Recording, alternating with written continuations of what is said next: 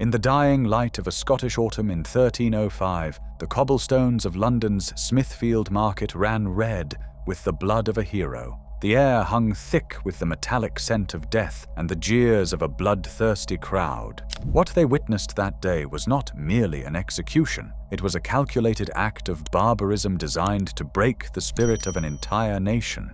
But to understand the true horror of William Wallace's final moments, we must first journey back to where it all began, in a Scotland torn apart by betrayal, conquest, and the iron fist of English tyranny.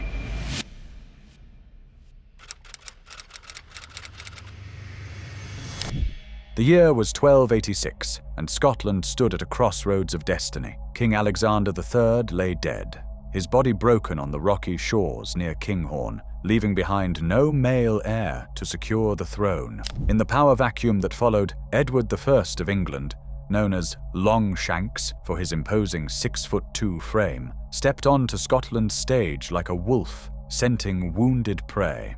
Edward's solution to Scotland's succession crisis was as cunning as it was devastating. He positioned himself as overlord, forcing the Scottish nobles to recognize his authority before selecting John Balliol as a puppet king in 1292. But when Balliol dared to defy his English master by allying with France, Edward's response was swift and merciless. In March 1296, English forces descended upon the border town of Berwick like a plague of locusts. The massacre that followed would haunt Scottish memory for generations. According to chronicler Walter of Gisborough, over 11,000 men, women, and children were butchered in the streets, their blood flowing like rivers through the cobblestones. Edward had made his message clear: Scotland would kneel, or Scotland would bleed. It was into this world of occupation and oppression that William Wallace emerged, not as the common farmer Hollywood would later portray, but as a minor noble's son, born around 1270 in either Elderslie in Renfrewshire or Ellerslie in Ayrshire. His father, Sir Malcolm Wallace, was a knight and landowner who had refused to sign Edward's ragman roll, the document forcing Scottish nobles to pledge allegiance to the English crown. Young William received an education befitting his station, learning Latin, French, and the arts of war under the tutelage of his uncle, a priest at Dunipass near Stirling. But it was the brutal realities of English occupation that would truly shape the man he would become.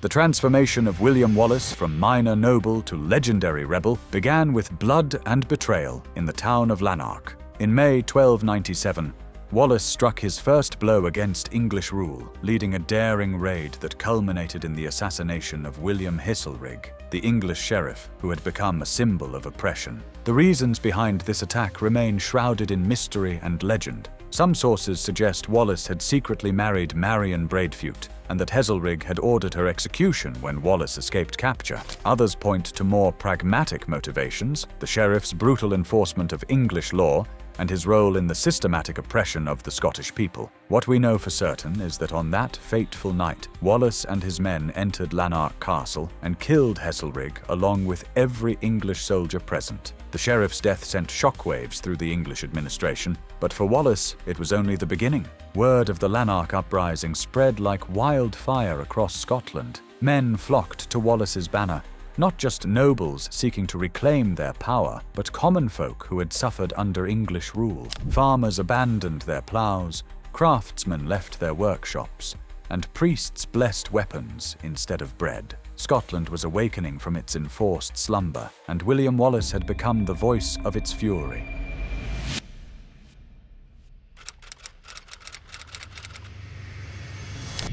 By September 1297, Wallace had joined forces with Andrew de Moray, another noble leading resistance in the north. Together, they commanded the high ground near Stirling Castle, watching as a massive English army approached from the south. The Earl of Surrey, John de Warenne, commanded a force that vastly outnumbered the Scottish rebels, but he was about to learn that numbers alone do not guarantee victory. The River Forth carved a natural barrier between the two armies, crossed only by a narrow wooden bridge that could accommodate just 2 horsemen riding abreast. It was here, on September 11th, 1297, that Wallace would orchestrate one of the most brilliant tactical victories in military history. The morning mist clung to the river as the English began their crossing.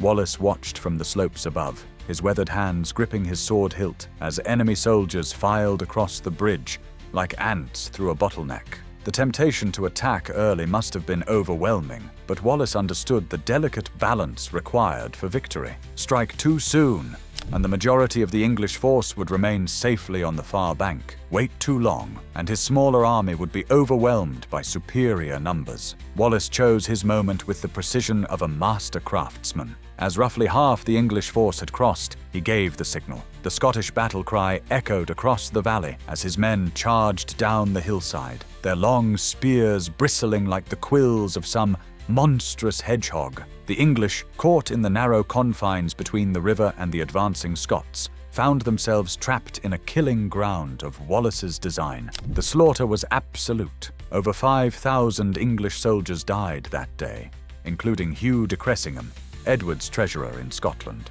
According to legend, the Scots flayed Cressingham's corpse and fashioned his skin into sword belts and sporrans, a grisly testament to their hatred of English rule. The victory at Stirling Bridge transformed Wallace from rebel leader to guardian of Scotland. He was knighted, most likely by Robert the Bruce, and assumed command of the Scottish government. For a brief, shining moment, it seemed as though Scotland might truly be free.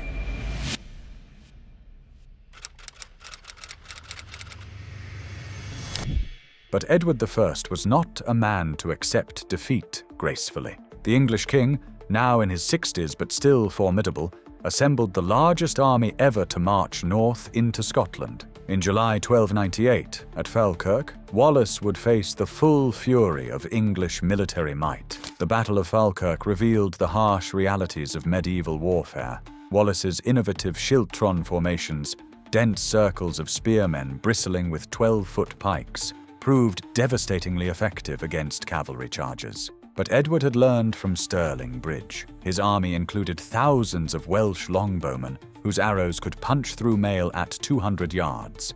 As the Scottish cavalry fled the field, possibly through treachery, Wallace's infantry found themselves isolated and vulnerable. The English archers rained death from the sky, while heavy cavalry waited for gaps to appear in the Scottish lines. When the schiltrons finally broke, the slaughter was horrific. An estimated 20,000 Scots died that day, their bodies carpeting the field like fallen leaves. Wallace survived the disaster, but his reputation as an invincible commander lay in ruins. He resigned his guardianship and disappeared into the mists of history, some sources suggesting he traveled to France, seeking aid from King Philip IV, others claiming he made a pilgrimage to Rome to plead Scotland's case before the Pope.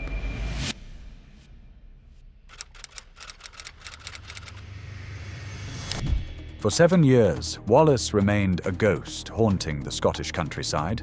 Edward had placed a bounty of 300 merks on his head, a fortune that would tempt even the most loyal Scot. The English king's agents scoured the Highlands, following every rumour, investigating every sighting. Wallace had become Scotland's most wanted man, a living symbol of resistance that Edward could not allow to survive. The end came through betrayal, as it so often does with heroes. On August 3rd, 1305, Wallace was captured near Glasgow by Sir John de Menteith, a Scottish knight who had sworn allegiance to Edward. The exact circumstances remain disputed. Some sources claim Wallace was betrayed by his servant. Others suggest he was lured into a trap by promises of meeting Robert the Bruce. What we know for certain is that Wallace was seized while sleeping, bound in chains, and transported to Dumbarton Castle. From there, he began the long, humiliating journey south to London, dragged through English towns like a prize of war. The man who had once commanded armies and governed a kingdom was now reduced to a captive, his fate sealed by English justice.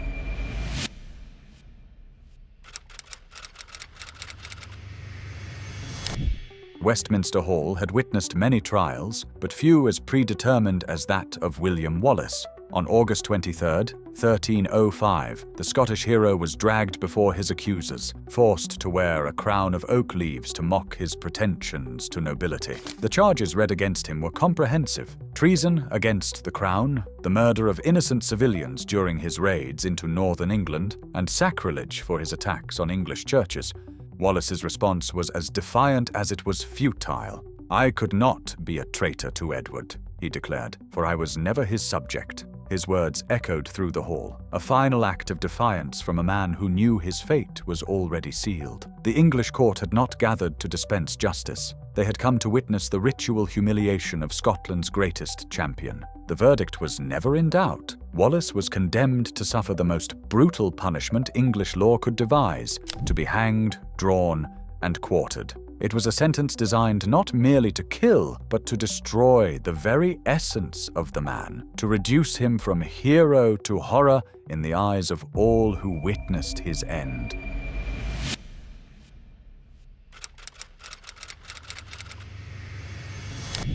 What followed was a spectacle of cruelty that defied human comprehension. Wallace was stripped naked and tied to horses, then dragged 6 miles through London's filthy streets to Smithfield. The cobblestones tore at his flesh as jeering crowds pelted him with garbage, excrement, and stones. The man who had once stood proud on Scottish battlefields was reduced to a bleeding, broken thing, his dignity stripped away with his clothes. At Smithfield, the true horror began. Wallace was hanged by the neck, but not to death. The executioner's skill lay in bringing his victim to the very edge of oblivion before pulling him back. As Wallace gasped for breath, still conscious, still aware, the butcher's work continued. The emasculation came next, Wallace's manhood severed while he watched, helpless to prevent the ultimate humiliation. But even this was merely preparation for what followed. The executioner's blade opened Wallace's abdomen, and his intestines were drawn out while he still lived, still breathed, still felt every agonizing moment. These organs were then burned before his eyes, the smoke and stench filling his nostrils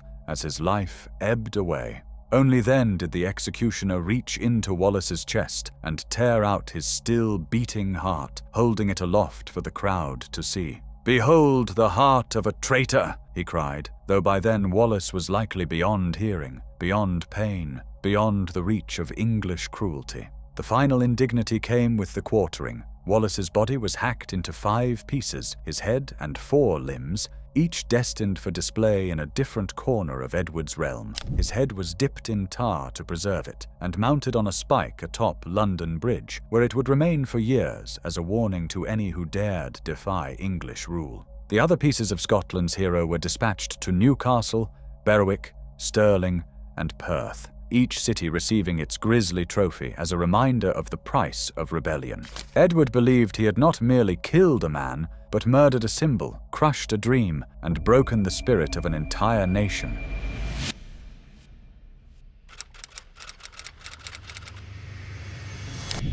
But Edward I, for all his cunning and cruelty, had miscalculated. Wallace's death, rather than ending Scottish resistance, transformed him into something far more powerful than any living man could ever be. He became a martyr, a symbol of sacrifice that would inspire generations of Scots to continue the fight for freedom. Within months of Wallace's execution, Robert the Bruce had murdered his rival John Comyn and claimed the Scottish throne. The wars of Scottish independence, which Edward thought he had ended with Wallace's death, erupted with renewed fury. At Bannockburn in 1314, Bruce would achieve the decisive victory that had eluded Wallace, securing Scotland's independence and fulfilling the dream for which Wallace had died. The irony was complete. Edward's attempt to destroy Scottish nationalism through the brutal execution of its greatest champion had instead created a legend that would outlive empires. Wallace's name became a rallying cry, his sacrifice a source of strength, his memory a flame that no amount of English oppression could extinguish.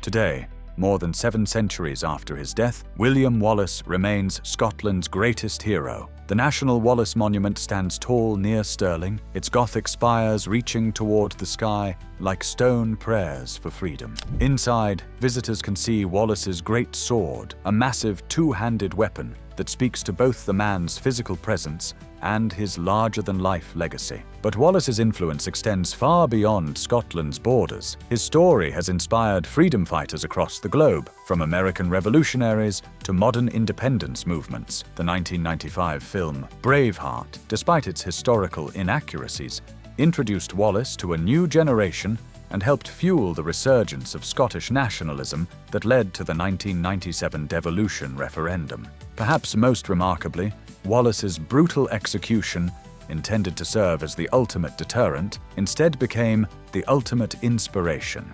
His willingness to endure unimaginable suffering rather than submit to tyranny transformed him from a medieval knight into a timeless symbol of human dignity and the unquenchable desire for freedom.